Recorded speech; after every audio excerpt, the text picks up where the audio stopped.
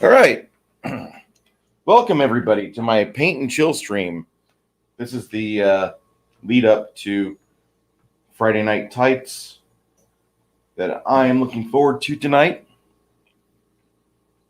We have a fantastic guest, which makes me cannot wait. I can't wait. I can't wait. I can't wait to be in the chat. Guest, which makes me.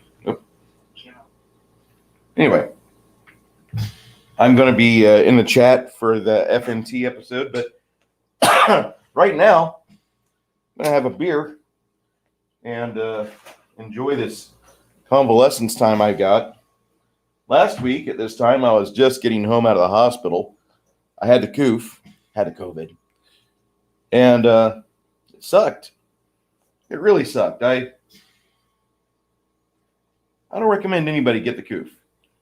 I mean, some people, like my buddy Gregory, he had it for about a weekend, had a cough 2 times, he had a headache for about an hour, and then he felt better.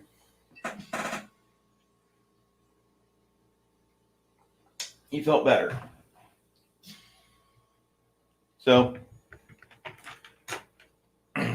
it just hits everybody different. I can't guarantee what may happen to you. I am not a medical professional.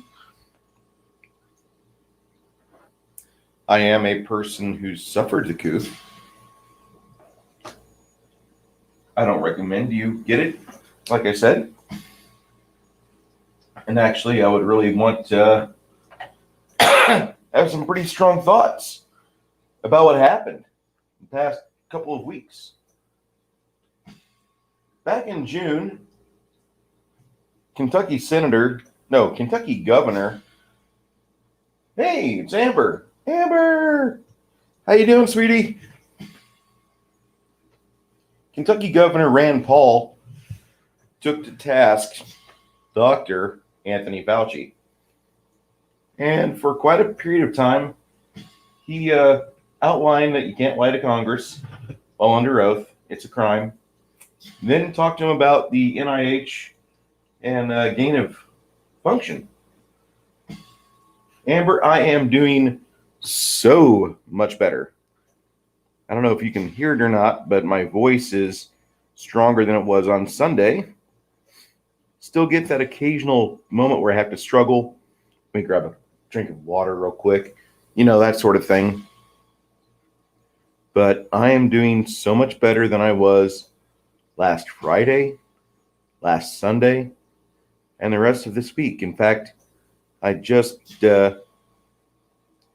need to do the remaining laps around the apartment according to my nurse, and my exercises will be complete for the day. I'll probably do that after Friday Night Tights. I'm doing much better. I hope you and Ords are doing well. I haven't seen him on, but I haven't been going on Twitch or anywhere else.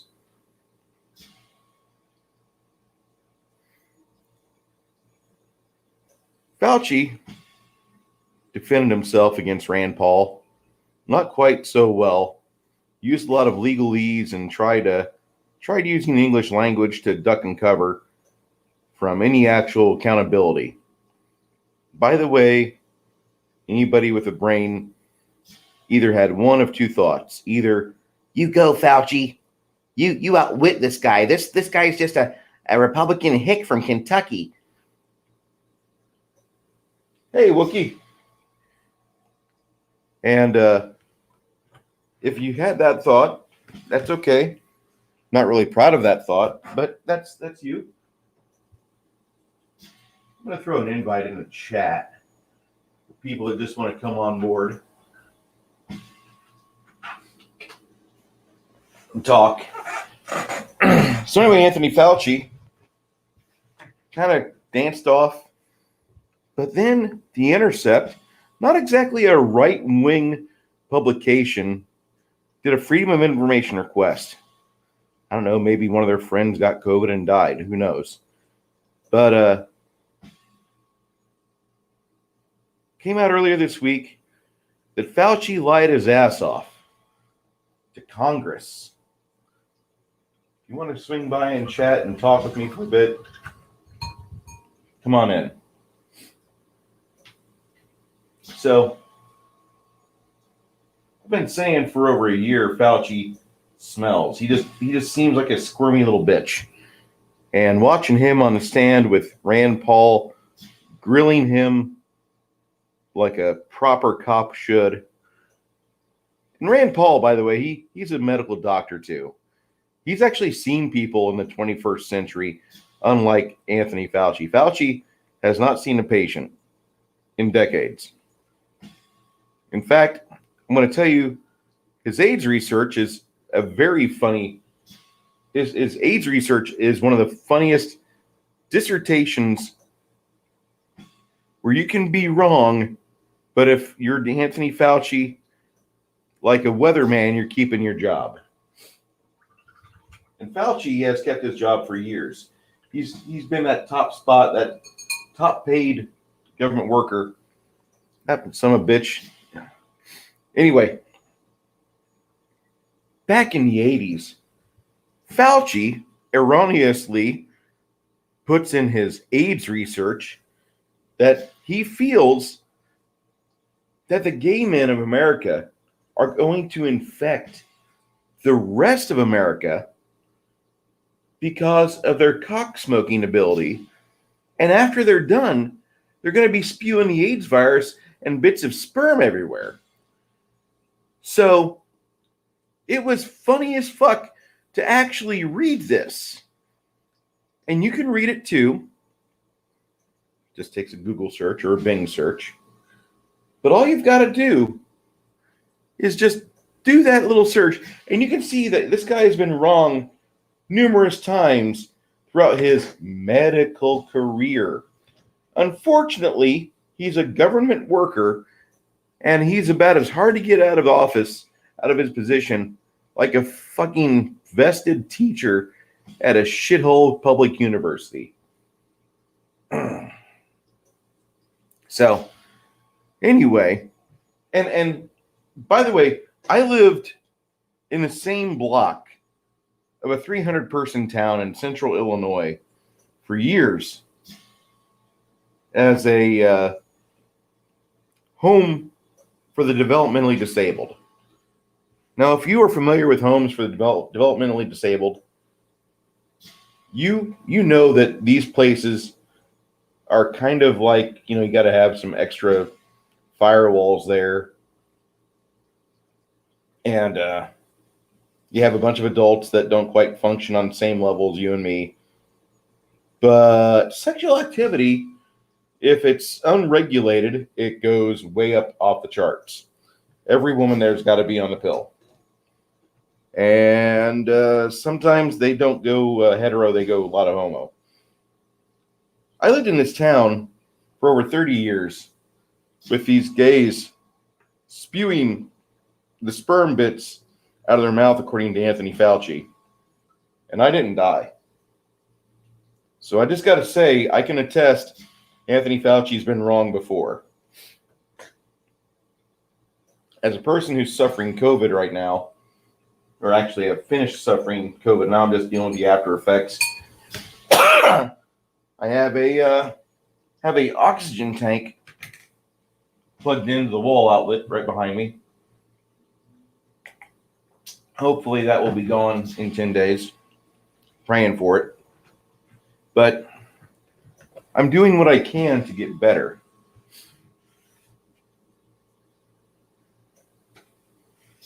So everything has been going good on my end, as could be expected. I'm not going to probably ever be out of medical debt, but that's okay. Maybe I'm all right with it. I'm alive. I'm really thankful for being able to be here. I'm thankful for being able to paint this donkey in my hands and finally be working on the leather straps that hold the bundles of packages together here. But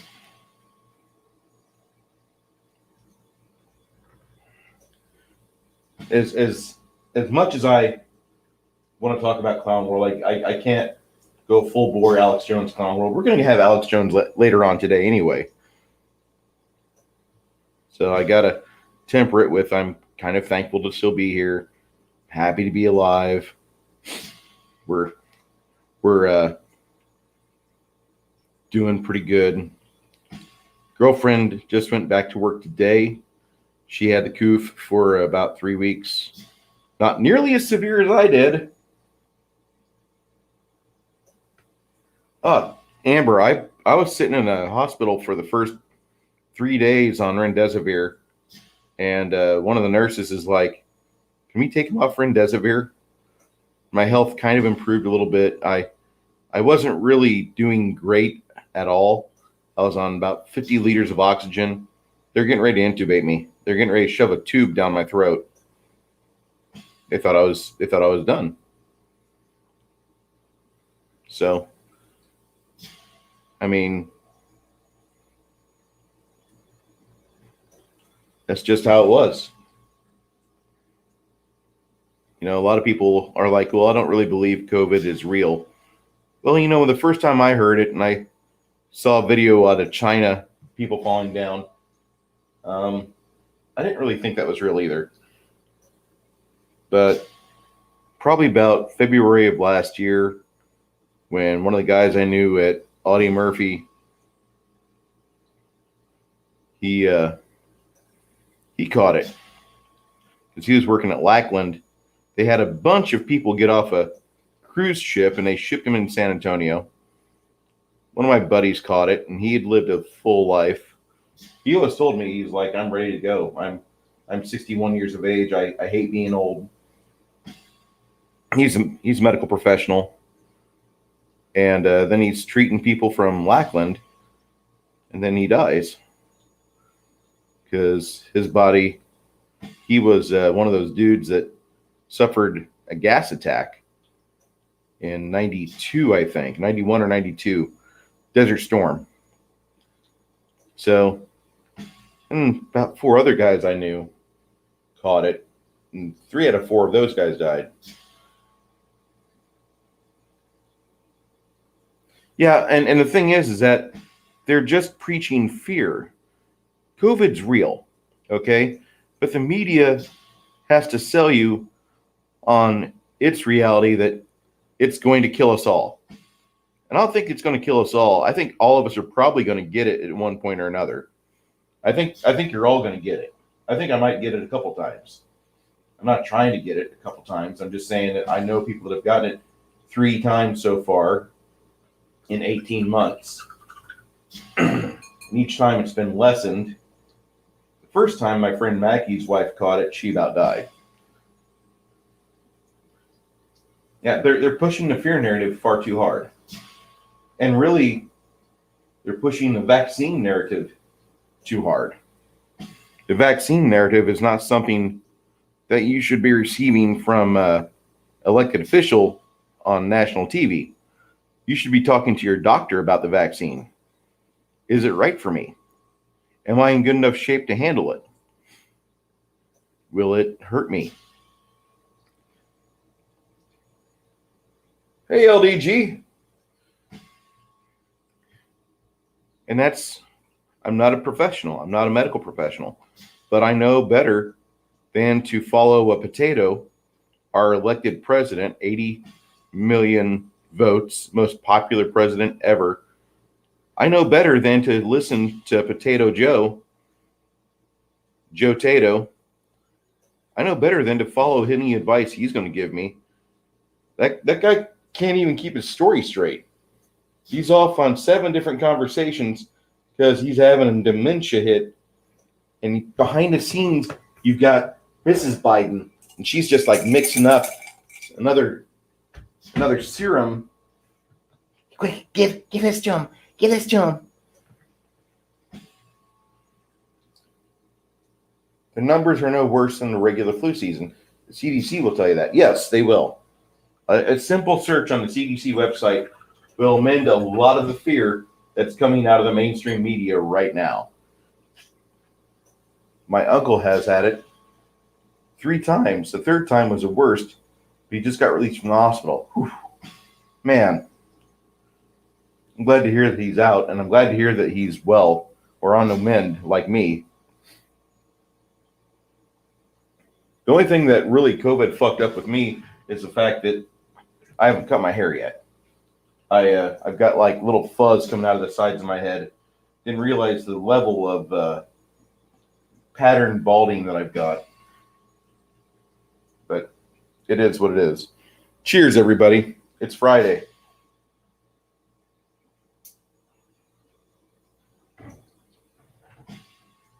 Wookie, you're absolutely right on that. We don't have enough registered voters to actually support a legitimate Biden presidency.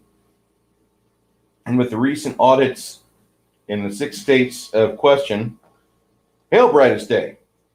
With the recent audits in Pennsylvania, Georgia, and Arizona, there seems to be a lot of discrepancies. No, they don't care about math. They do not care about math.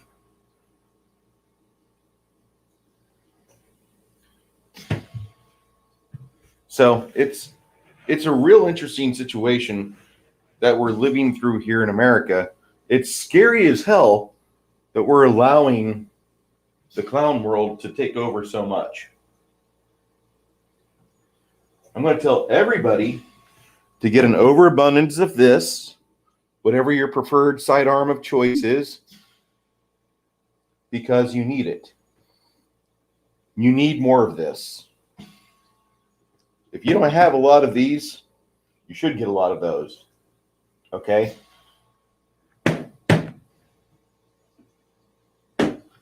Get something appropriate to fling them out of the barrel at a high rate of velocity.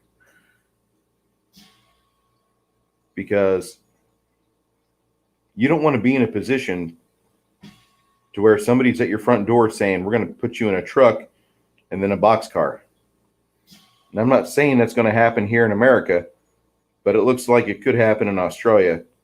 And Australia right now could be a test bed for the rest of the planet. We don't know what's going to happen in the future yet. But I would surely hate to have a lot of good people go off to where they don't come back from. Especially when I have a president that thinks that the Constitution guarantees the right for him to say and dictate anything he wants to. I've got an executive order. I've got a pen and a phone. Dude, you ain't got shit. And you're not going to mandate things to us that HIPAA protects us from.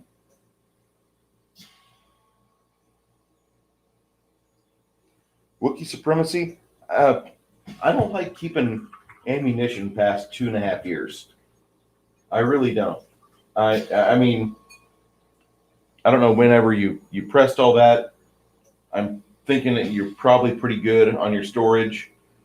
But I hate keeping ammo more than 2 or 3 years. It's just one of those things that I start having problems. If shit gums up. I don't want to have that. I also should probably make it known that for a period of time, I also had a High Point 45. Now, I've traded that gun off for a microphone and a speaker. But I will say that whenever I took the High Point to the range, when I squeezed the trigger, it went bang in the direction I was pointing it. High Points notoriously gum up, jam up.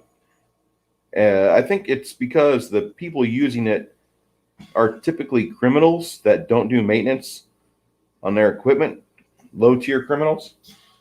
But I'm just going to say that the High Point pistol that I had, it wasn't anything flashy. But when I took it to the range, it pushed out 500 rounds that day, and I was happy. Not a single jam. gun didn't malfunction, shit didn't fall apart. I was happy.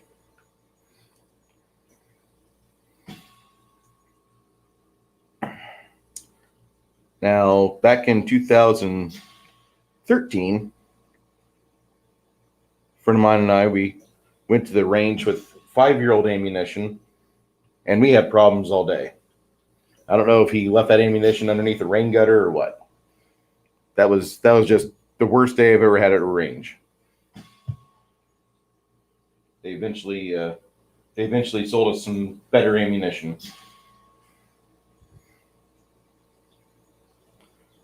That was near Bloomington, Illinois.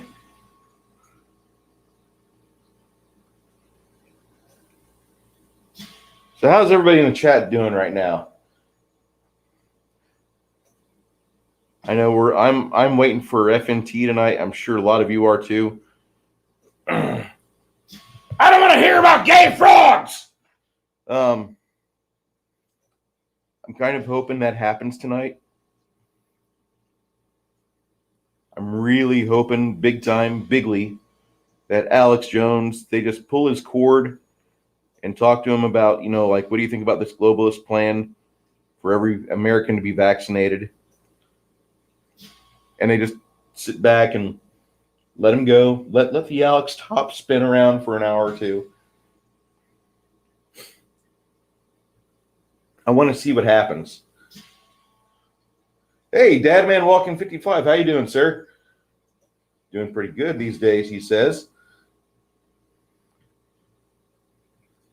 So, I think tonight's going to be one of the better nights to be a member of the Fandom Menace or the Rogue Entertainment people, because we're just going to have a big ball of fun. Alex Jones and the Quartering will be on FNT tonight. That looks like it's going to be starting up here in about less than 2 hours. Yeah, Alex is right about the frogs. The studies are out there. Everything he talked about is searchable. That's the beautiful thing about being a conspiracy theorist. You're right, usually. Just give it 6 months. It's a sad fact. It is a very sad fact that so many people deride and bemoan others who use common sense. When Jotato starts talking about the things he wants us to do, you have individuals that know the Constitution backwards and forwards better than I ever will. And they're screaming the whole time, you can't do that. You can't, you're not going to get away with that. That's not going to happen. Darius Munchausen, how you doing, sir? And it's going to be a fight. There's 21 governors right now across America that are going to sue the Biden administration for his illicit vaccine mandates. You're not gonna push America around like that. One of the funniest things I've heard in the past 3 months is Anthony Fauci talking to a British person.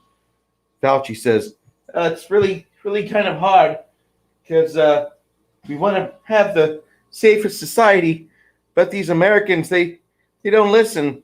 They want to do their own thing. They think they're cowboys. They think they know more than us.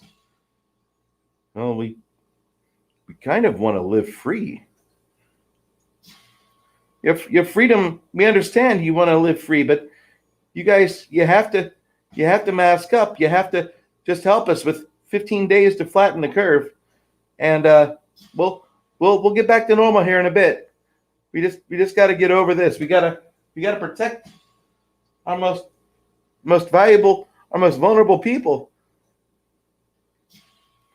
Anthony Fauci trying to put masks on the gay community back in the mid-'80s. Remember that. He wanted the gay community to walk around with masks on and not spew AIDS-tainted sperm all over America. Do not forget that. That was a Fauciism. Fauci wrote the first biopsies, the first big medical journals that were pretty much like the medical bestsellers.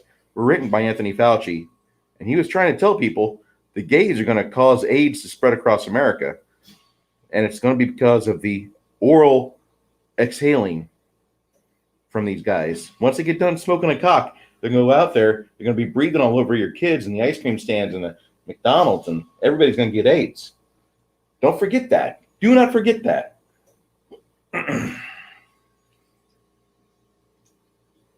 M. Dastardly, how you doing, man?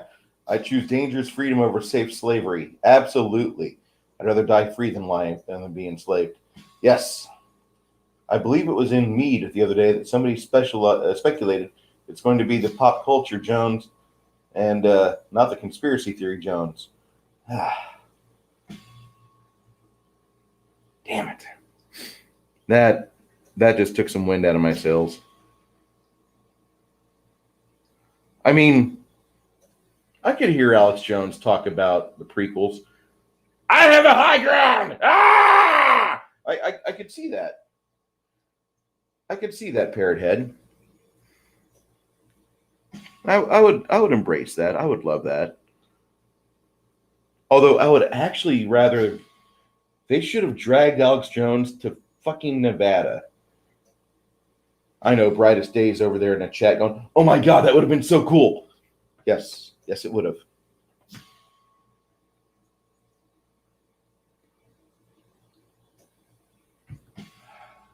You know what we're getting? We're getting Alex Jones.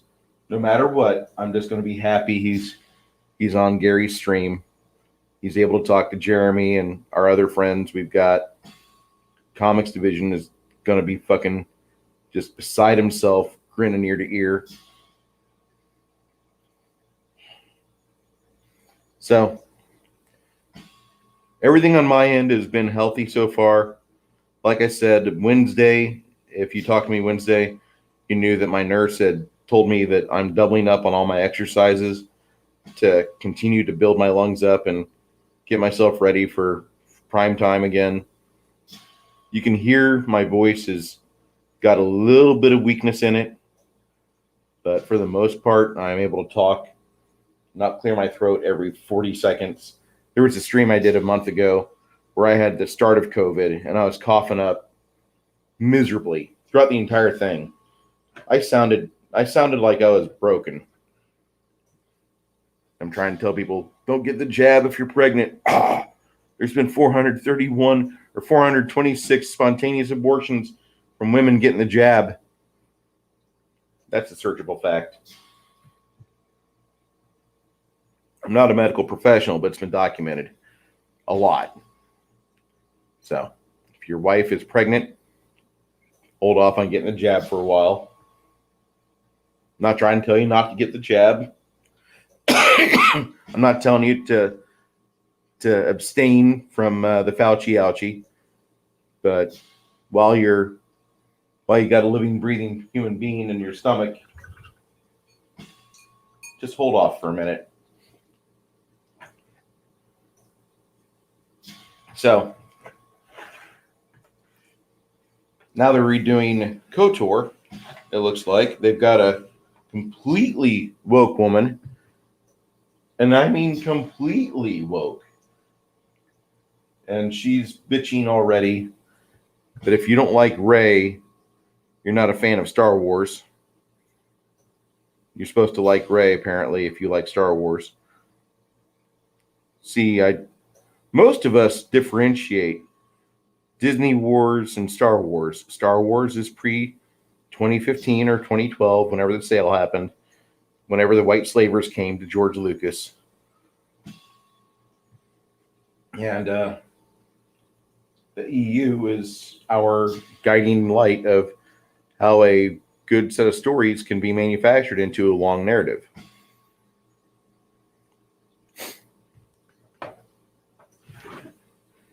I'm not saying that Star Wars is the be-all, end-all of storytelling. I'm not even going to accuse Dune of that. Dune is a far superior long-term novel because Frank Herbert never went back on his old writing and said, that sucked. Let me redo this. No, he kept his narrative straight. So, as much as I appreciate certain aspects of the expanded universe, there's parts of the expanded universe that seem like they're trying to convince you that Splinter of the Mind's Eye didn't happen, or the Brian Daley Han Solo books aren't really part of the canon, which I actually think a good editor could go into the EU and craft a timeline and show us how things properly were. And then after Vector Prime, or roughly after we get done with the Yuzhan Vong, Star Wars saga ends. Because nobody wants to give a shit about Rey or Poe or even Finn.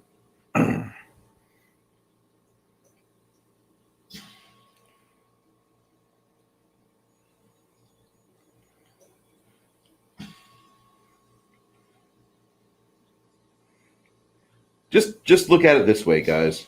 I am one moderate lottery winning away from becoming a Bond villain. I will do my best, if I ever win the lottery, to give you guys some hearty entertainment. Splinter of the Mind's Eye. Yeah, that was a book that I read in middle school. And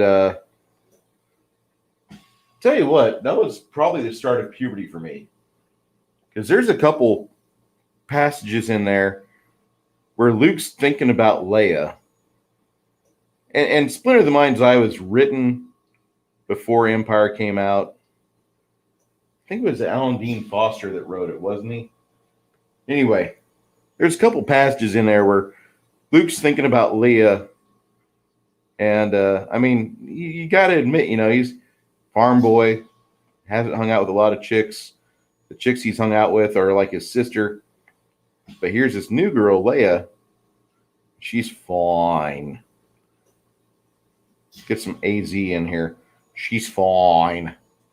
She's a hot dog. So Luke is there just going ape shit thinking about this chick.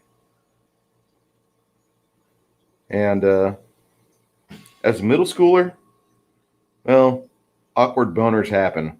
Kind of like whenever Chrissy Mayer starts doing her impersonation of Grace Randolph, and I have to disappear for a few minutes because Grace Randolph would be like a perfect wife if she would shut up. I'm not trying to be misogynistic. I'm just saying the noises that come out of her mouth are kind of confusing. Like, why are you talking? Why are you saying that Frozen is the best animated movie ever? You shouldn't have the ability to speak if you're going to have things like that fall out of your mouth. Yep, Brightest Day, you should do an EU book reading. You should actually, I would recommend you start with Heir to the Empire, but that's just Bruce.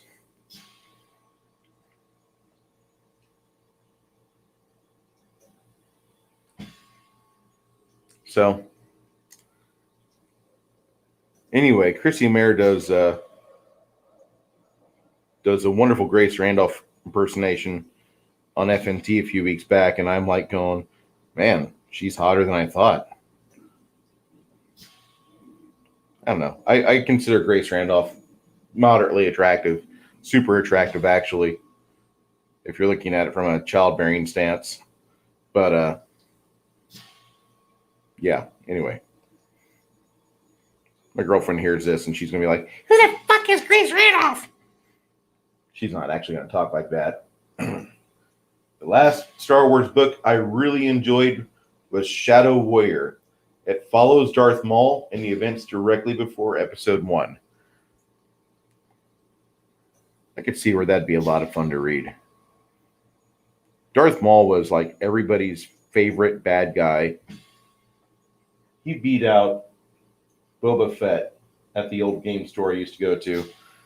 All the nerds, all the Star Trek nerds, Star Wars nerds, and Doctor Who nerds.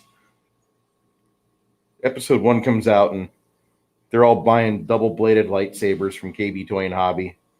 We had a KB Toy and Hobby for years where I lived.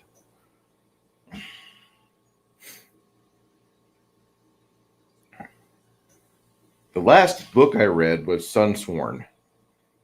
And I got to give it to Steve Lee. I haven't had that much excitement in the opening to the end of a book since probably Dark Force Rising. Since Timothy Zahn's second novel. I mean, I guess maybe now is as good a time as any for me to talk about something that you guys should probably check out. If you haven't checked out Sunsworn yet, you need to. It's one of those books that you can pick up. You could actually read it to your kids. You could read Sunsworn, and you could give that in spoken fashion to your kids, and you could keep them to where they're on the edge of their seat. I wouldn't suggest reading it to them before bedtime because you're going to be thinking about that, and they'll be up for a half hour. The good guys are fucking great. The bad guy is really fucking evil. And there's some really likable characters on both sides. But the good guys are good guys. The bad guys are bad guys. There's not a lot of moral wiggle room there. I mean, the book, it's like the old Buck Rogers or Flash Gordon serials that they used to play at the Lincoln Theater in Illinois. Before the movies, they'd show the serial. They show the 10-minute Buster Crabbe. And so you had to go on Saturdays to watch this back in the 80s. So for like half the year, my dad and I would go there. We watched their movie they showed. And it was usually an older film, something from the 70s, like maybe Silent Running or Logan's Run. But for like half a year, I think it was 86, 87, they were showing these serials at the theater from like the 1930s. And those were fun, and they were campy. And if you were a kid, you didn't care because somebody had put together a narrative and some props, and they had given you all the reason to chew popcorn and get hyped up and enjoy the movie that was about to begin. And Sunsworn by Steve Lee, by Red Gaze, is every bit as good as a pulp adventure novel. I mean, it's got as much action and plot transitioning. It's got a couple twists in it. It's like a space-faring version of like Indiana Jones, but it's actually a swashbuckling like how Star Wars was envisioned. It didn't come out swashbuckling. Star Wars 1977 cut is pretty tame, but it's so good.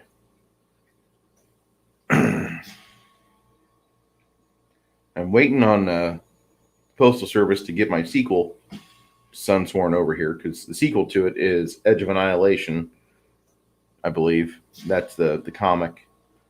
I might be wrong on that. I'm holding a fire giant in my hand. I'm not scrolling the interwebs right now, but his sequel is going to be in comic book format.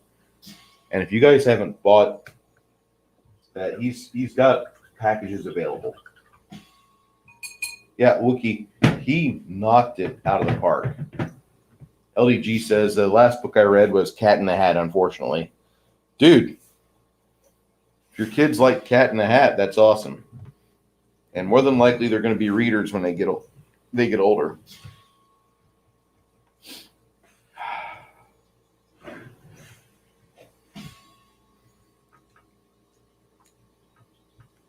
You teach your kids to read at a young age.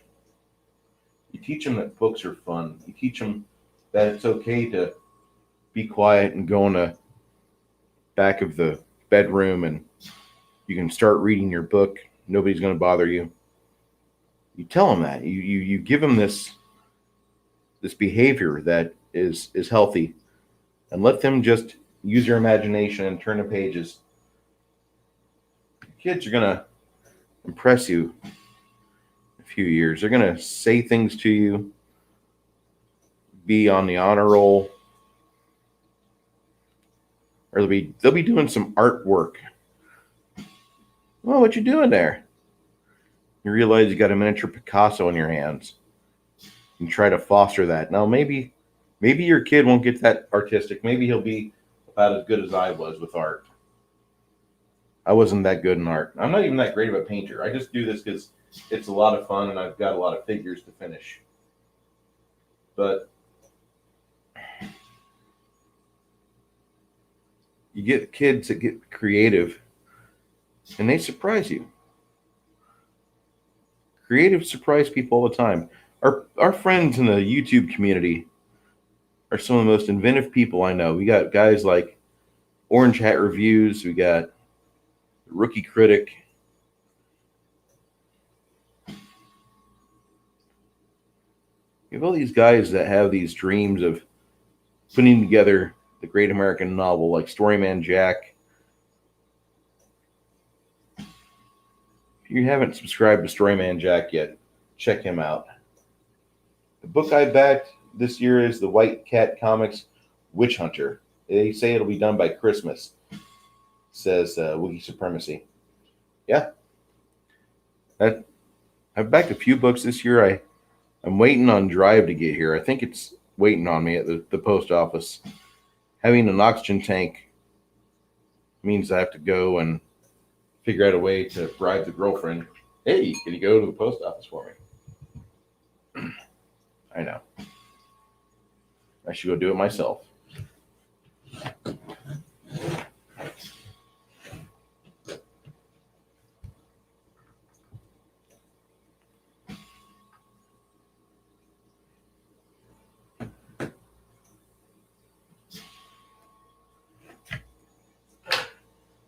I wonder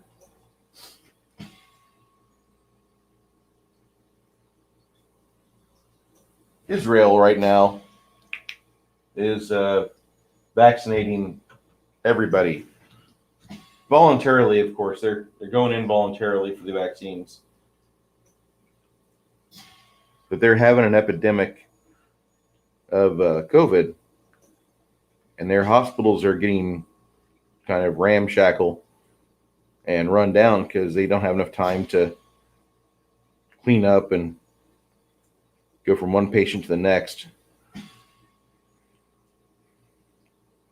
Makes me wonder about the vaccines, really. Are they safe? Or is this just another way for us to get the virus to spread?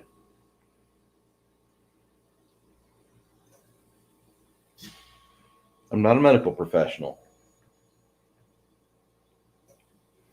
Hey, M. Dastardly, if you want to swing in, there's your link right there. If anybody in the chat right now wants to hang out, go on ahead. Pop in here. But I've got to say that with the way that Israel's numbers are, I'm kind of worried that America is going to have the same thing happen here, because some people they see something on TV and they believe it. They're going to see the potato, tell them to go get the vaccine, and they're going to go get it.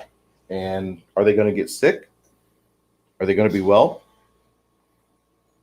And it's not exactly something that I want to be wrong on. I would love to be wrong on this. I would love to be that guy that says something out of his ass and I get proven wrong quickly. But I'm really scared about the fucking vaccine being a potential source of the COVID epidemic that we're currently experiencing. Dashley says they were rushed. Look up Dr. Robert Malone. He invented mRNA technology, and he thinks that they're being unsafe in how they're distributing the vax. Yeah, I think they're being completely unsafe. I think this is a situation that we're going into half-cocked. And because we had a transition of power from one ideology to another, I think we're in even worse shape, because a lot of people said at first, I'm not taking the Trump vaccine. But the moment that Biden starts saying, take the vaccine, all of a sudden, here goes all the blue people we know, and they're going for the vaccine. And I'll tell you guys something. I was not the worst person off at the hospital with COVID. Ever. There were people that were dying in there, vaccinated or not. The virus didn't give a shit about their vaccine status. The virus was going for numbers. Okay? Now, friends of mine have told me, no. Viruses right now are wanting to stay alive, and they can't really kill everything they infect. They want to be more transmissible. I don't know. Because when I was in the hospital, a lot of the nurses were telling me that, they'd give me updates on some of my neighbors. Because I'd ask, what happened to that guy? 3 days ago, he was doing fine. Yesterday, he's got a tube down his throat. What's up? You saw that? Yeah, you guys gave me a nasal cannula that's like 60 feet long. So I'm going to go outside and I'm going to walk as much as I can because I need to. Bruce, he's gone. He died at 3 a.m. What? And that happened quite a few times. It did not differentiate between their vaccine or unvaccinated status. People died. And that's kind of where, I'm worried about this virus. It's really not like anything that we've dealt with before. We've got a lot of evidence that points to a certain building in Wuhan, China, where it came from. I've got friends that told me they were doing HVAC work and they didn't properly seal the building before they started the work. So now you've got a decontamination situation that turns into a pandemic in 2019, 2020 for us. It visits us. Hey, 32 Flavors and Nick Weiser. How you doing, sir?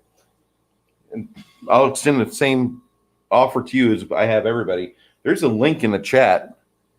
Anybody wants to come in here and talk shop while I'm painting, please, you are welcome. We can talk about anything here. If my channel gets nuked by YouTube, oh well. I wasn't worried. Oh no, I used free speech. I'll go to Rumble. I'll go to fucking Odyssey. But I gotta say that this virus kind of worries me, because a lot of people are hearing the potato talk, and they're thinking, I don't like unvaccinated people now. Well, gee, that's awful sweet of you. You're an idiot, but after being in the hospital for fucking 19 days, I got to say that the virus didn't give a shit. The virus didn't ask people that were on death's door, hey, you got the vax? No. The virus went for the jugular. It tried killing me.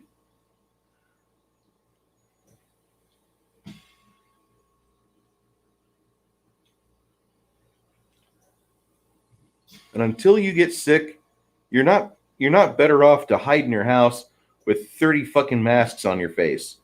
You're better off to live. You're better off to go outside, dance, enjoy the rain, enjoy the sunshine. We're getting ready to go into flu season right now. And I don't think there's any better way to combat that by going outside and just enjoying yourself to your heart's content. You're better off. You're better off to go and do that than hide in your basement, than have a whole box of masks over your face.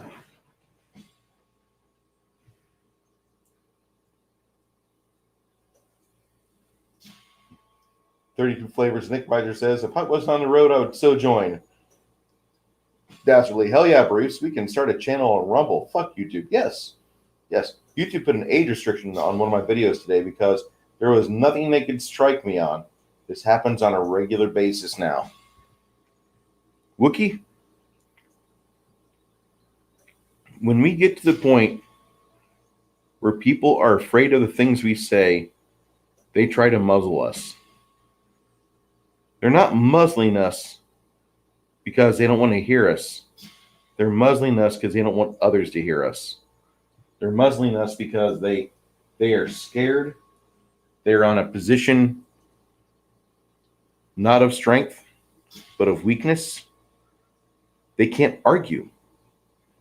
Their narrative, their argument is baseless. All they do is try to convince others that you're a racist, sexist, homophobe, anti-vaxxer. And that's all they can do. They don't have an actual argument where they can prove to people that you might be lying out your ass, or you might be pulling facts out of your bunghole, or out of Chrissy Mayer's sweet bunghole, or out of Grace Randolph's enlarged bunghole. Yummy. Anyway.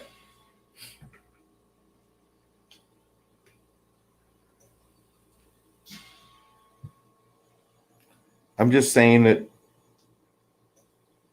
we're getting to the point where we're winning.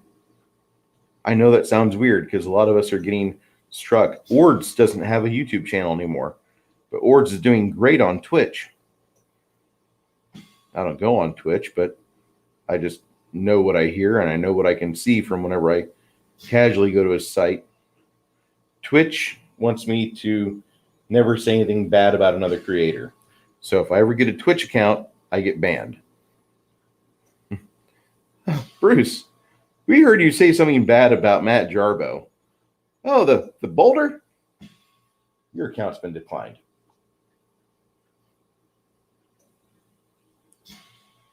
And it was kind of cool. A couple days back, I was surfing, and of all things, I see a bunch of stuff about the Gilk Man. Jarbo went out of his way to make fun of the Gilk Man. I don't know why. Jarbo doesn't quite realize that the Gilk Man donates to about every YouTuber out there. He helps every creator that needs help. He gives backing and support to anybody who requests it.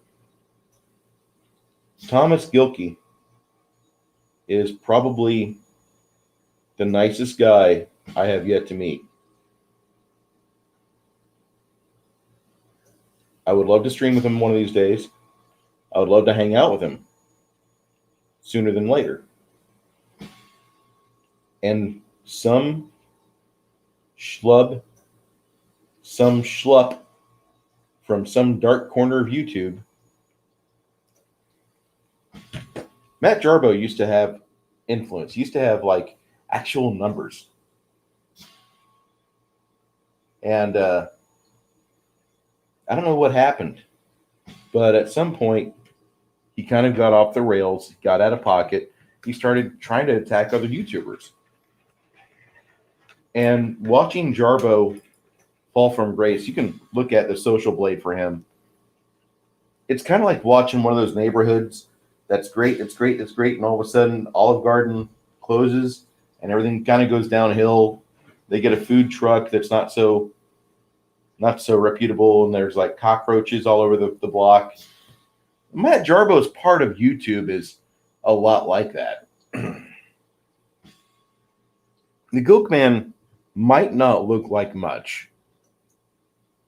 You know, maybe if you don't know what's going on in the Fandom Menace, if you don't know the amount of people that depend on the Gilkman, and there are creators that most of us have good jobs, but there's some of us that are full time. Not me. There's some of us that are full time that they need that $2, that they need that $7 or whatever it is, because they've got 2,000 or 200 or 500 people that join their channel. And Thomas isn't made of money, but he helps the good people that ask for it. He helps the good people, and I'm not saying they beg him for it. I'm saying they're like, man, you're a really cool dude. Let's hang out sometime. And all of a sudden, he's a generous man. He's supremely generous. So anybody here that wants to have an attitude of gratitude, I know this sounds really weird, but look at what Thomas is going through. Look at the things he's conquered. He occasionally has to deal with depression. Most of us do. Most of us deal with depression or anxiety. Some of us have PTSD. His fight's depression. And the rest of us, we pick him up when we can. We kind of notice he's down. And we do what we can to make sure that he's here tomorrow. Because that's all any of us want for most of us here. We will say that, if the potato dies, I'm talking about Joe Tato in the White House, I don't think anybody's going to cry for him, except for maybe his wife, because she's lost her gig.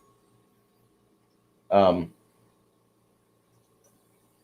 some fuckhead, Matt Jarbo, attacked one of our buddies.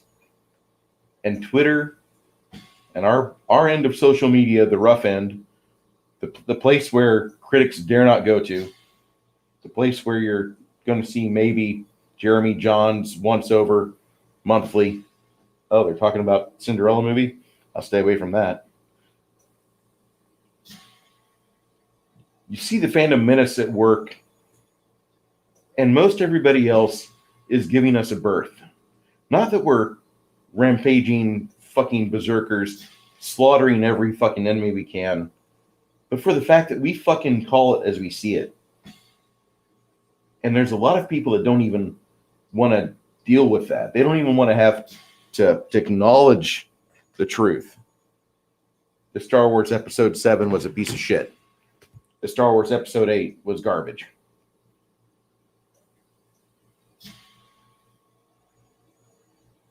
Yeah. Wookiee should have done his research. Gilkman was a wrong target. Yeah, he should have gone after me or anybody else under 300 subs or 400 subs. Not Gilkman. Gilkman's close. Well, not close. He's like at 700, I guess. But he's getting up there. And if there was ever a point where like he got sick, if he had the same horrible malady I did, I would guarantee that the guy had nothing to worry about. Because you'd be seeing so many people, the big guys and little guys of both of YouTube that we love so much, would be throwing him checks. Man, where do we mail this to, Thomas? Where do we send it?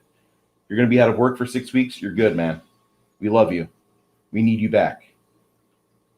You'd be seeing that. Because we saw that yesterday when some fuckhead, some schlub attacked him. And people are trying to dox Jarbo. People are like, I wonder where this guy's at right now.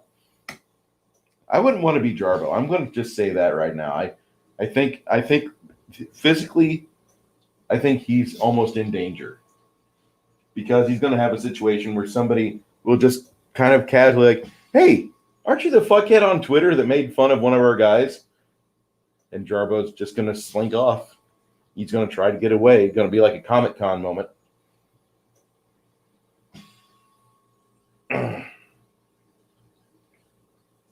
Today, YouTube recommended a video from a channel with under 200 subs learning about Mary and Jesse Milestone. I'm I disagree with Mary and Jesse a lot on things, but I'm happy Mary got monetized.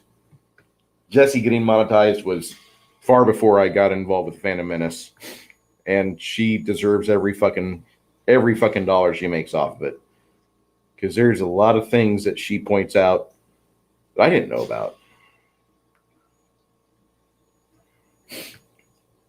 I don't understand why I would recommend to you a video learning about Mary and Jesse.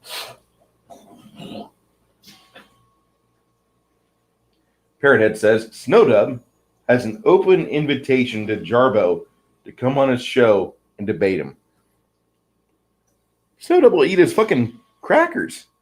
Snowdub will take that entire lunch bag out of Jarbo's hands, go through it, and be like, "This is shit, buddy, just like you."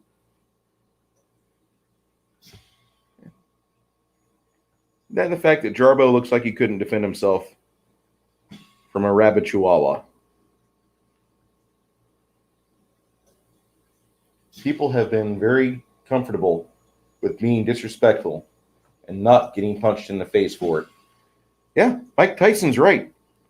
You're absolutely correct there, Wookie, to throw that quote up there from Mike Tyson. I don't even know if that's an actual honest quote from Mike Tyson, but you know what? I could see him saying that. Granted, it doesn't sound as cool as when I say it, because Mike Tyson doesn't quite sound that cool. He's a great boxer. He's not a good voice actor.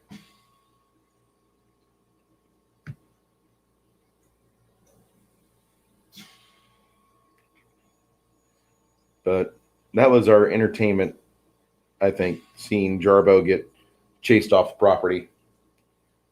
Go back to your shithole, Jarbo. Go back to your boulder, your blue-haired women.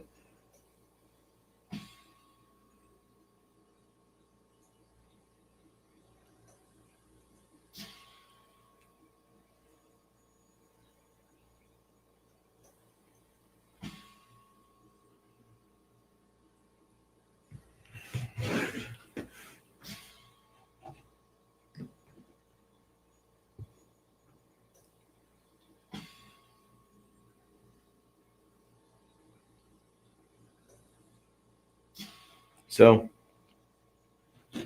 what are your guys' thoughts on other things? What else have you guys been paying attention to in the world lately? We got the idiot from Star Wars, Lucasfilm, Disney, trying to redo KOTOR. I don't think that's going to fly too well. I think that's going to be an absolute shit show. It's going to be woke as fuck. I think we've got a lot of problems on the future for our current president, the Joe Tato, when we have 12 governors signing off. They're going to fight him every step of the way and not let him do his mandates in their states. Which that makes me really happy. Granted, I work for a company that has 6 people. Saw my boss today. He came by and he dropped off some food, which was nice. He didn't have to do that. He didn't have to drop off a couple platters worth of food for me, but he did that because he misses me. I miss my job quite a bit. I miss being a septic tank technician. I know that sounds stupid, but that is it's the best job I've ever had in my life. It's a job where when I arrive on site, people are happy because their problems are about ready to become my issue. I'm taking accountability and responsibility for what's going on, and I'm going to clean up the mess they've got. Or I might be the first step in cleaning up the mess they've got, because maybe I've got to have my plumbers or another plumber follow my ass up and fix things after I've drained it all. But being a septic tank tech, it's a stupid fun job. It's easy and it pays well. So I really, 4 weeks of being out of work, I really miss it. I don't know how else to put it.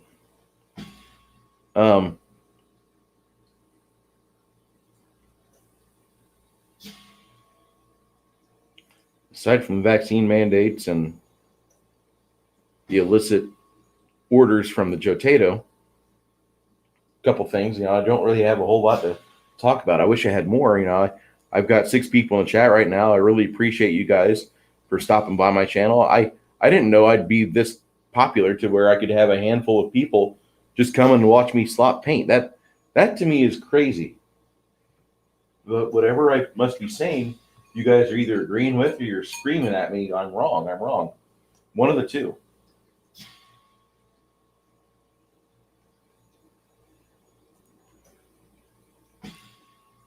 When I was a young kid, I wanted to be on the radio. When I was a young kid, also I might add that Faith No More had just come out with From Out of Nowhere. Was it the album that had Epic on it? There we go. That should jangle some memories. That was 89. That was the year I decided I want to be a radio disc jockey. Now, mind you, I was 14. I didn't realize that most radio disc jockeys were poor as fuck, living in a single bedroom house or apartment. I didn't know that. They don't tell you that. So I had that dream all through high school, and the surest way for me to get all my accreditations was to go Navy. So in 93, I went and signed up for the Navy on the DEP program, delayed entry program, and I went in August of that year, right after I came out of Dragon Con. Brightest day, one of our fellows from the Northeast, he's been convention hopping here lately. He went to the Las Vegas gathering for Gary. Then he also went to Dragon Con in Atlanta, Georgia. He's really happy to be outside of Atlanta. Oh, dude, you saw Metallica, Guns N' Roses, and Faith No More on the same stage. That was a show back in the day. I know a lot of people who got the chance to go see that. And the ones that came back from the Chicago, they said that was one of the best concerts they'd ever seen. They also were upset that it took forever for Guns N' Roses to get on stage. GNR was always that way, though. They were very, they're scheduled to be on at 9, might be up by 11. And they were a little more than tipsy. That was Guns N' Roses' things. I mean, they never came out unmedicated. Actually, Metallica is more of the beer and whiskey band, and GNR was more of the other substances. Yeah, the live footage I saw from MTV made me think that GNR could put on a live show, because they played Mr. Brownstone live.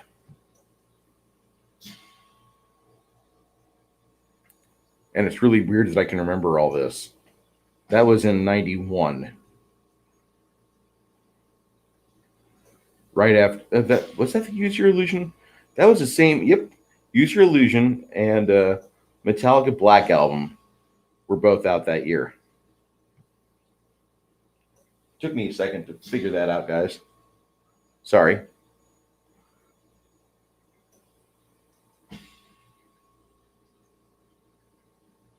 So, on my end, I think everything's going to be pretty smooth. I'm going to have to fight. I've got some stuff going on that, I got to make sure I can stay up with my bills and all that. Hopefully, in 10 days, I'll be back at my office looking at my list of 100 assignments, grouping together customers within like a block and a half or a mile of each other. My boss came by today, like I said, and said that I'm going to be busy as soon as I get back, which is good. He also said that one of my plumbers got sick with a goof, so he's out right now.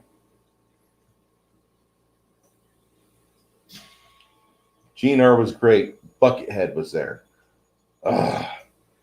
Dude. Wookie, what is your favorite Buckethead music? Your favorite tune that Buckethead does? Mine would have to be Aunt Susie's memorial song, Soothsayer. I don't know why, but that's just the song that he does that when I listen to it, I just kind of stop doing everything else. And I just wonder, I marvel at that. And I'm not really thinking that Buckethead is better than Joe Satriani, but he's more prolific than any other guitarist I know. Because he did like 313 albums in 2013 or 14. There was one year he released over 300 albums, over 300 EPs. So if you're looking for somebody to collect their music, and it's going to be good music, I'll just point you out to Buckethead. Yeah. I'm a big Satriani, big Steve Vai fan. Been listening to Sach since 1987. If it wasn't for Sach making it big with Surfing with the Alien, we wouldn't have guys like Buckethead. We wouldn't have guys like Eric Johnson. We wouldn't have those people. Satriani opened a door for him, and I'm going to say something mildly arrogant. I don't like doing hate videos. I don't like doing hate click videos. I can talk about popular topics like, okay, the Matrix 4 Revolution or Resurrection trailer looks like shit. I don't want to see it. I'm good. And that's about as far as you're going to hear me talk about it. I'm not making a 2-minute video or 5-minute video on it. I've got better things in my time. I got these miniatures to paint. But Satriani came out, and he did not do the standard road to success. He made his own path. He's done everything because he wanted to do the stuff he wanted to do and not follow other people in their footsteps. He thought that those people were fine where they were at, but he didn't want to have to go the same route. He wanted to do his thing. He wanted to play guitar. And when it comes to YouTube, for the most part, my pre-2017 stuff is all set at game stores or my old living room in Deer Creek, Illinois, playing Pathfinder or Dungeons and Dragons. And that was just what we did. I didn't really care about anything else.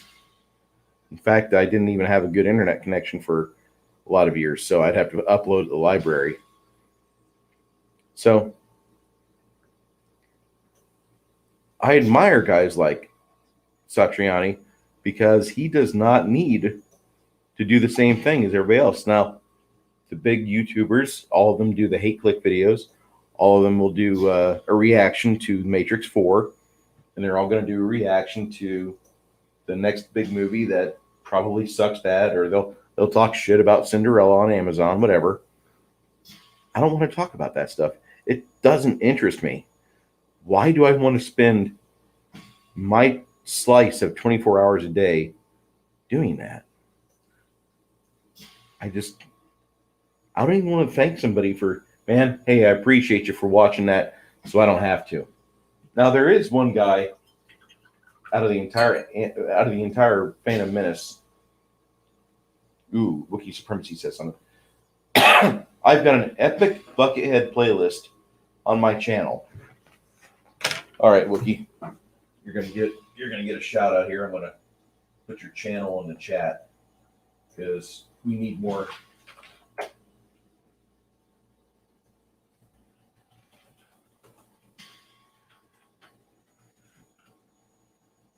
Okay. All right. If you guys want to check out Wookiee Supremacy's channel, I recommend it. He's got playlists, the Pikes, He's got Haley Reinhart, Ozfest from 2006. Got some hot babes. Dude, that's badass.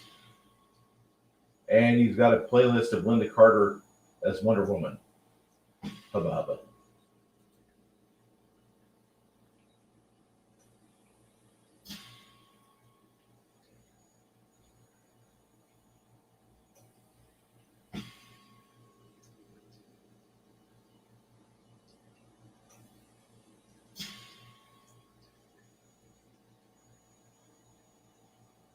Anyway, so it all stems from Randy Rhoads. Without him, you'd never heard of Vi or Sach. I agree with that. Randy Rhoads was probably the pioneer. Stunning and brave Megatron. Hey, Bruce, what's shaking over in this fortress? I am painting today and recuperating from the coof. You know, as I was the other day. I'll be recuperating for about another week, and we'll see where I'm at. But I'm just painting and talking as I usually am. Got about 5 people in the chat, and hoping I'm keeping you guys entertained if you're still here. Somebody might have fallen asleep, you know. I have been known to put on some creators, and I'm tired or I need a nap. I'll pass out.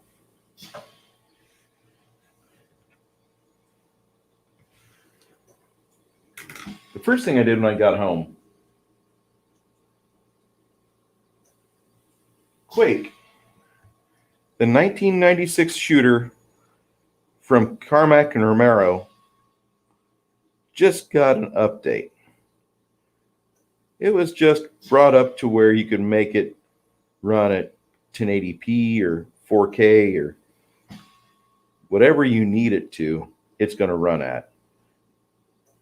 And it's on the store, the online store for Xbox, PlayStation, and Switch.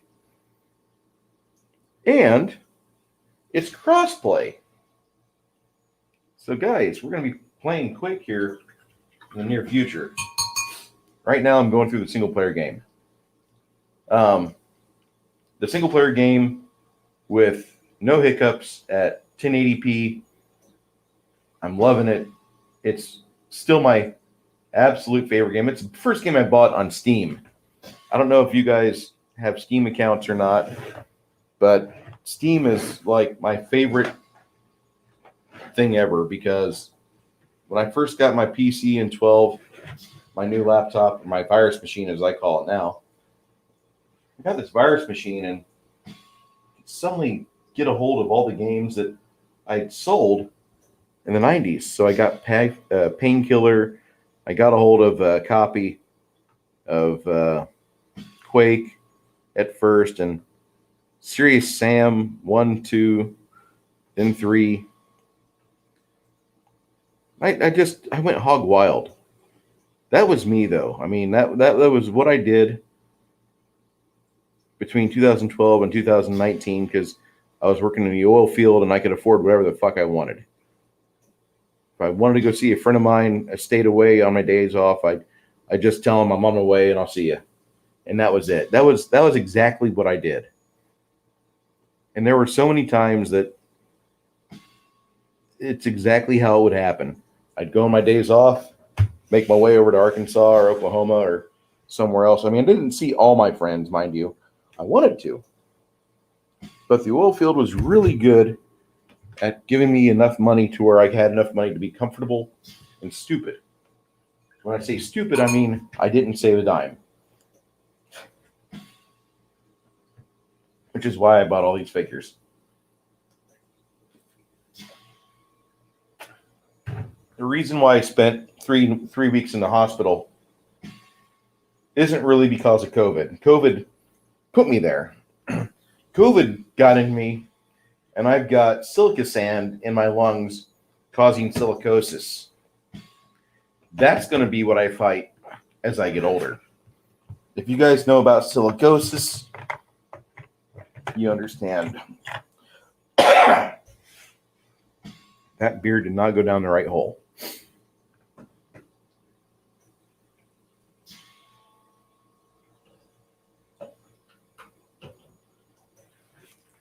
Silicosis is a dangerous thing for frackers and for other people that work with silica sand. It is a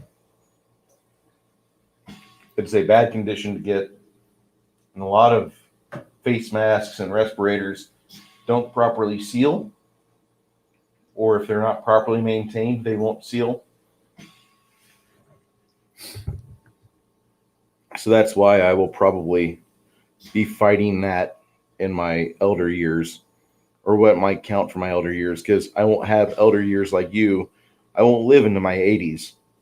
I'll probably get to my 70s, and that'll be it. If I'm lucky. Hell, I might just make it in my 60s. My 40s so far have been pretty good.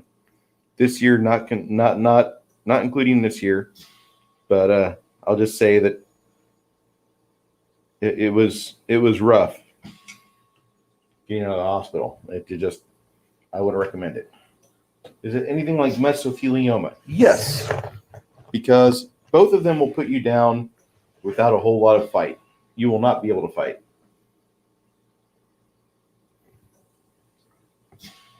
When your lungs are impacted, pretty much you're looking at hospital time. You're gonna have fun, exciting medical bills.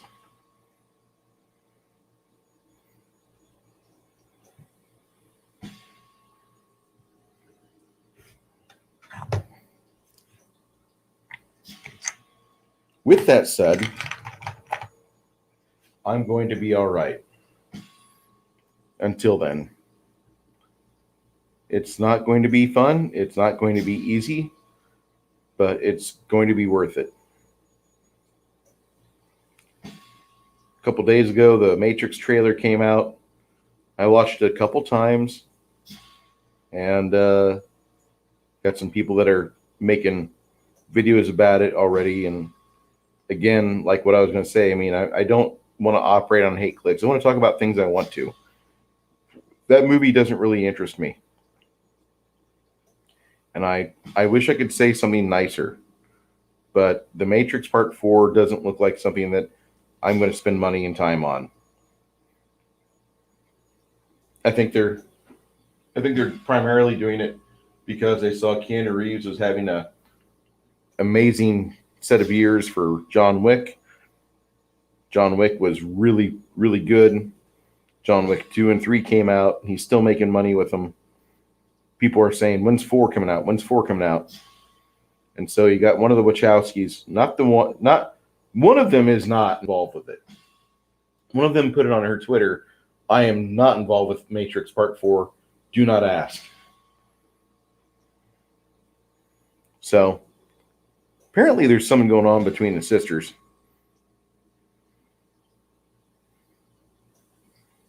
They used to be known as the Wachowski brothers. Not trying to misgender them, but they were not born female.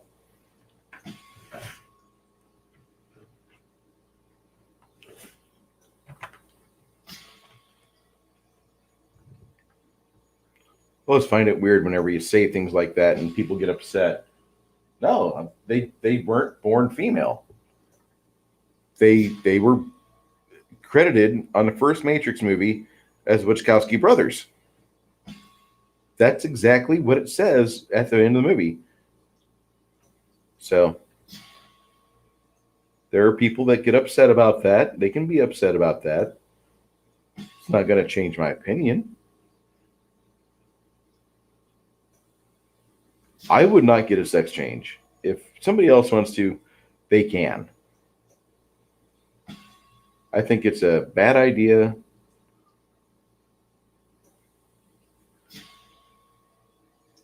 And there are things like body dysmorphia where people just don't like themselves. They don't like the way they're looking. They don't like the way they're shaped. My girlfriend goes through this every once in a while. She'll talk to me. She's like, I don't know why you like me. Because you're female and you're mine? Yeah. Wookie's like, the movie should be amazing. Yeah, because they're just capitalizing off of John Wick. I don't think there's anything new on this film. It looks like Trinity and Neo don't even know who each other are. So the Matrix has reprogrammed them and reset everything. And I don't want to see that. I didn't even want to see part 3 of the Matrix. Part 3 was the worst movie I thought for 2003. That was a disappointing film. Part 2 had some really cool parts to it, the highway scene, but then it was immediately followed up with the architect's diatribe, and I didn't really like that. My dad sitting next to me in the theater, and as we're on our way home, he says, "I really hated that movie." Okay. My dad's like, "Okay, that's it." I'm like, yeah, okay. What am I supposed to say? You spent your money on your ticket. I spent my money on my ticket, and you thought you wasted your money. Okay.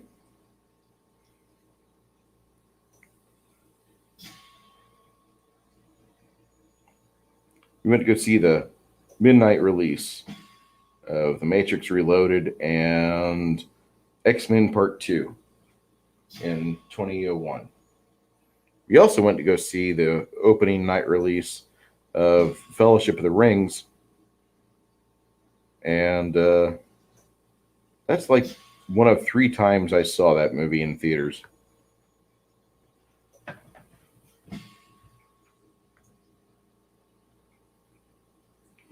Wiki Supremacy's like, do whatever you want, chop up your junk if you need to, but when I have to enable someone's delusions or I'm a bigot, that's where I draw the line. Yeah, exactly.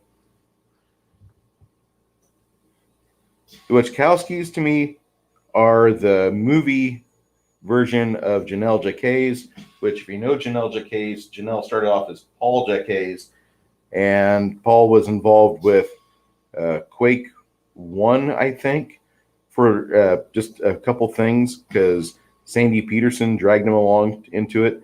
Sandy Peterson and him used to be involved with a company out of Decatur, Illinois called Judges Guild. And when I met Paul, he was quite effeminate. I was a young kid, but he was super effeminate. And you could tell that, like my gaydar went off that day. Remember when we used to use words like gaydar before people used to just get bent out of shape about shit? Can I just like rewind the clock to about maybe 2002, 2000 or 2001 pre-September? Because in September of 2001, that was when everybody started sitting in front of their TV wondering who are the Taliban, who are Al Qaeda, why do they hate us? And that was where all the fun really stopped. But before September of 2001, I remember a lot of fun being had with life. We used to say shit that was offensive to other people, and people would laugh about it, and they're like, all right, well, fuck you too. And that was about it. That's how it should be. But instead, nowadays, you can't call somebody a faggot. You can't call somebody a dago. You can't call somebody an N-word. You can't say that. Because if you do, and you're not of the particular stripe that you need to be in order to have that fall out of your mouth, you're going to have an entire cancel culture mob coming after you. Which is crazy. Crazy. People get butthurt about things you're saying. You're not shooting up a school. You're not laying down 500 rounds into that person's house, killing their wife, family, and dog. You are having words and vowels and consonants fall out of your goddamn pie hole. That's not a reason for you to get kicked off Twitter or YouTube or Facebook.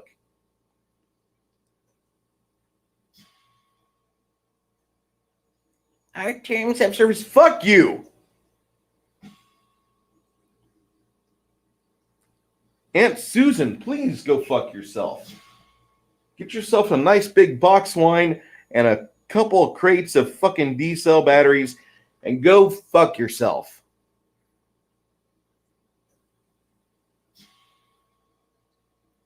There's a good reason why I'm not on Twitter or Twitch. Anyway, it is 2:45 right now. If you guys have any prior engagements, I just wanted to belt that out. I'm going to be keeping the stream on for about another 15 minutes, and then I will be egressing so I can take a nice long shower, and then I can come back and enjoy Alex Jones, be it Alex Jones, the entertainer and pop culture fanatic, or Alex Jones, the anti-globalist, the screamer, the man I want to see. If it wasn't for hypocrisy, the left wouldn't be consistent at all. No, they wouldn't. The left would not be consistent at all if it wasn't for the words hypocrisy or doubling back. I'll circle back to this. The sad things are that we allow it to happen. We are allowing our nation to be led down a bad road. They are segregating people according to your vaccination status, which to me is the dumbest thing I've ever said in my life, according to me. We are getting back to 1930s Germany. America, wake the fuck up.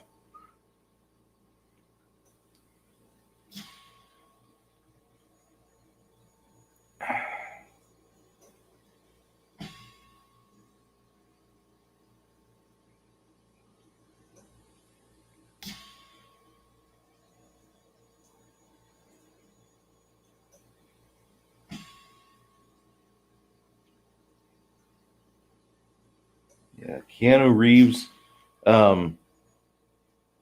his latest John Wick movie. I got to talk about this. Spoiler alert. At the end of John Wick 3, after defeating waves of assassins, the Continental in New York City has been desecrated and is no longer suitable for conducting Continental business. It's out of the franchise. And so there's a big fight. Charon and John Wick both defend the Continental from waves of enemies. And then the adjudicator comes up to Ian McShane, who his name in the series, it's out of my head right now.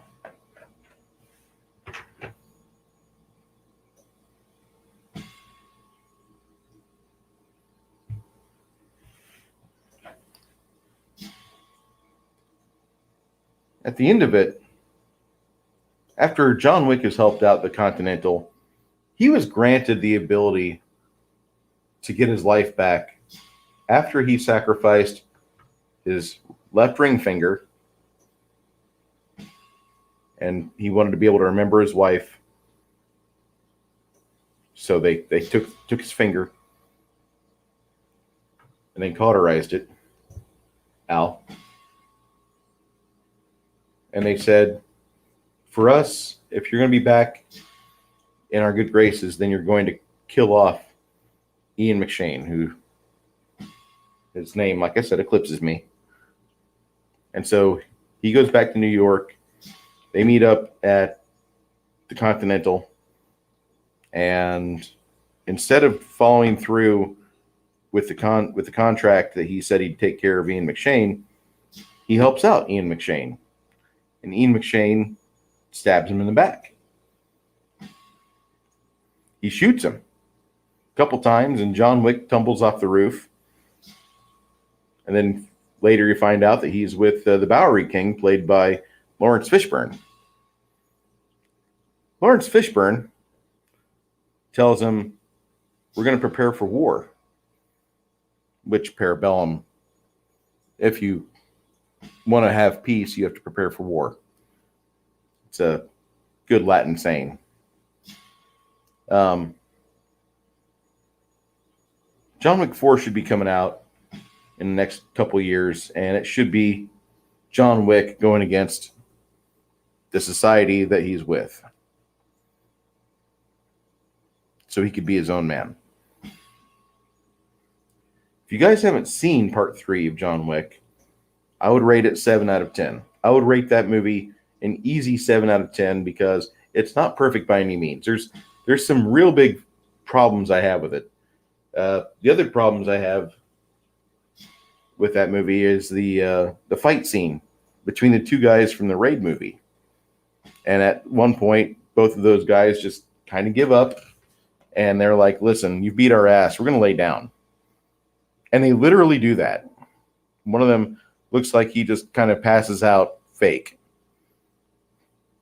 The final boss in that movie was in a film back in 2001 or 2 called Pac de Loup, which is the Brotherhood of the Wolf. And that is a very good movie if you like foreign martial arts films. If you like The Raid, Pac de Loup is awesome. It is not like The Raid at all. It is about 2 men from America that are sent to go investigate and help with the investigation with the Beast of Gurdivan, which at the time was killing shepherds and livestock indiscriminately. It was a terror through the French countryside. So these guys are sent to go investigate. There's a lot of good martial arts scenes in that movie. It's a lot of fun to watch. It's kind of like a gaslight version of The Matrix with the way they shot it. It's got the slow motion. There's a few shots where you can tell they did some camera trickery, but it's shot really well. The script to it's pretty good. If you've not seen Pac de Loup, I recommend that. Wiki's Primacy says, do not get me started on Raggedy Ann. That biatch has been saying crazy shit today. Who is Raggedy Ann? Who are you talking about, Wookie?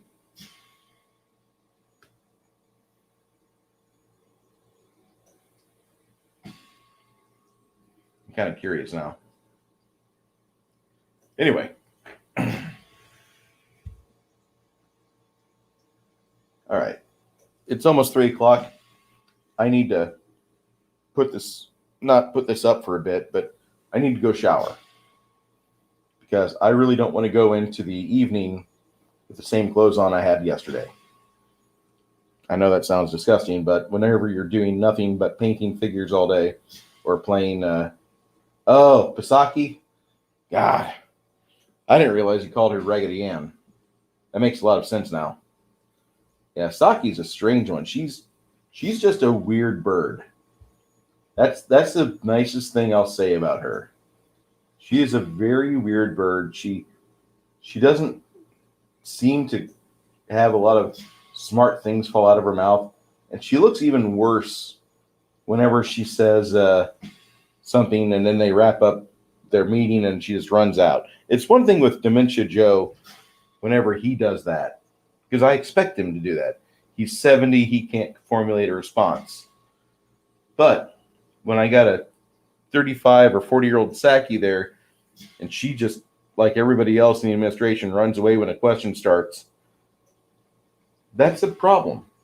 That's a real problem that I have. And I think the American public is having a real problem with this administration for that reason. We're tired of being lied to. We're tired of being preached to. We are human beings. We're adults. Please treat us like that. Jenny from the block. She would be comfortable in a sharp Gestapo uniform. Yes, she would. This entire administration needs to be fed to a wood chipper. They have no value as human beings. Not with what they're doing, not with what they're saying, not with what they're trying to preach. They have no value. Americans, I want you to do something. I don't want you to listen to our current administration. I want you to talk to your doctor. I want you to find out why the doctor or why these big pharma people are so hell-bent on the vaccine. I want you guys to figure it out. I want you guys to figure out if it's right for you. And I'm not saying that it's, the vaccine's bullshit. I'm not. If you want the vaccine, go get it. There's a lot of people out there that don't want it, so don't get it. But there's people out there that do want it because they've got comorbidities or they've got sun, moon, and stars, medical problems. Okay. You do what you have to do. But the rest of us, allow us to make our own decisions.